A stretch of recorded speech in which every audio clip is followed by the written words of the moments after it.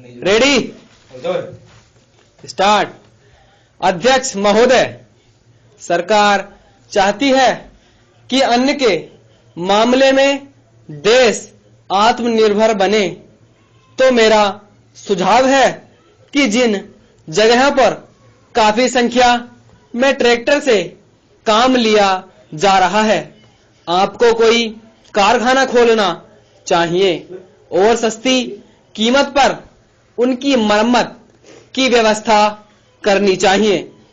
आप बाहर से ट्रैक्टर मंगा रहे हैं, मैं समझता हूं कि यह सारा रुपया व्यर्थ व्यय किया जा रहा है। मेरा सुझाव है कि इस देश में ही ट्रैक्टर बनाया जाए। बाहर से खेती के सामान जो आ रहे हैं, कारखाने से होकर ही आ रहे हैं। इनको जहां भेजना हो वहां सीधा भेजा जा सकता है, किंतु हो यह रहा है कि पंजाब सरकार द्वारा इनको सारे देश में वितरित किया जाता है। क्योंकि इनको पहले पंजाब भेजा जाता है, फिर सारे देश में भेजा जाता है, इसलिए खर्चा ज्यादा लगता है। खर्चा कम करने के लिए, लागत कीमत कम करने के लिए यह आवश्यक है कि इनको सीधे भेजा जाए। मैं समझता हूं कि इसमें कोई औचित्य की बात नहीं है। इस पर भी आपको विचार करना चाहिए। आपको किसानों की सहायता करनी चाहिए, उनकी हिम्मत आप न तोड़ें। हमें चाहिए कि उनको हम सस्ते दामों पर खाद दें, बिजली दें, बीज दें और पानी भी दें। लेकिन ऐसा न करके हम देख रहे हैं बिजली की हर चीज के दाम बढ़ाए जा रहे हैं। नलकूप पर आप कर लगा रहे हैं, उनको बिजली नहीं मिल रही है। इस ओर आपका ध्यान जाना चाहिए। वास्तव में आप कृषि की उन्नति चाहते हैं तो सिंचाई और बिजली का काफी इंतजाम होना चाहिए। जब तक सिंचाई और बिजली का इंतजाम नहीं होगा, तब तक खेती की उन्नति नहीं हो सकती। अब तक सिंचाई और बिजली तो एक मंत्री के हाथ में है, लेकिन कृषि दूसरी मंत्री के हाथ में है। ऐसा नहीं होना चाहिए। सिंचाई, बिजली और कृषि अगर किसी एक मंत्री के हाथ में हो तो खेती की उन्नति का काम सरलता से हो सकता है।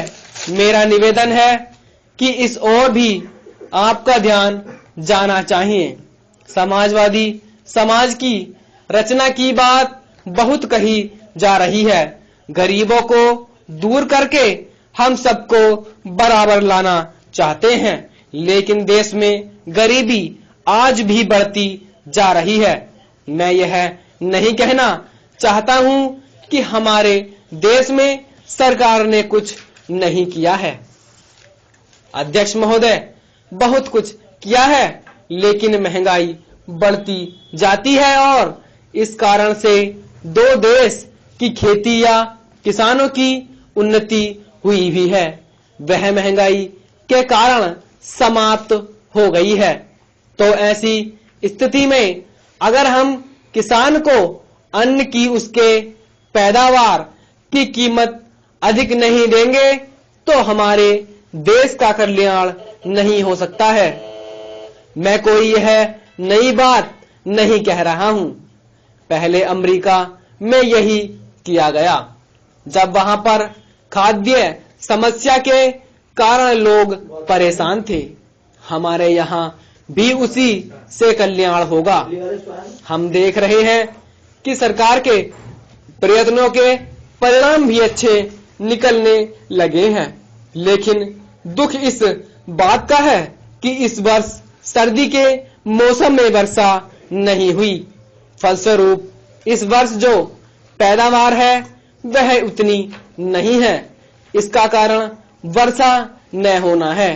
कुछ लोग कहते हैं कि इस वर्ष भी जो पैदावार है पिछले वर्ष की पैदावार के बराबर हो जाएगी। लेकिन अगर वर्षा हो जाती है तो निश्चय ही हमारी स्थिति बहुत अच्छी हो जाती है। मैं देखता हूं कि इस वर्ष गल्ले की कोई कमी नहीं है, इसलिए मैं समझता हूं कि गल्ले को एक जगह से दूसरी जगह ले जाने में जो रोक लगाई गई है उसको हटा लेना चाहिए। अभी हमारे राज्य में बड़ा अकाल पड़ा हुआ है, लेकिन वहां पर गल्ला भेजने की कुछ व्यवस्था की गई है और लोगों को गल्ला मिल रहा है।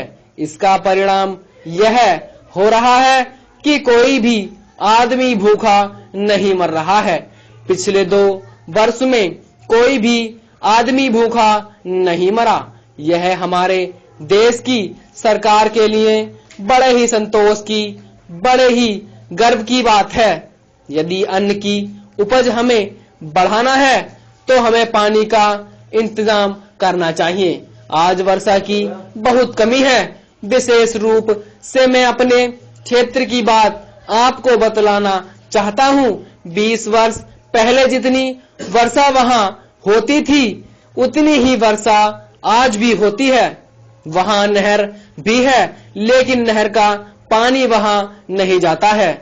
नहर के पानी को आगे ही रोक लिया जाता है।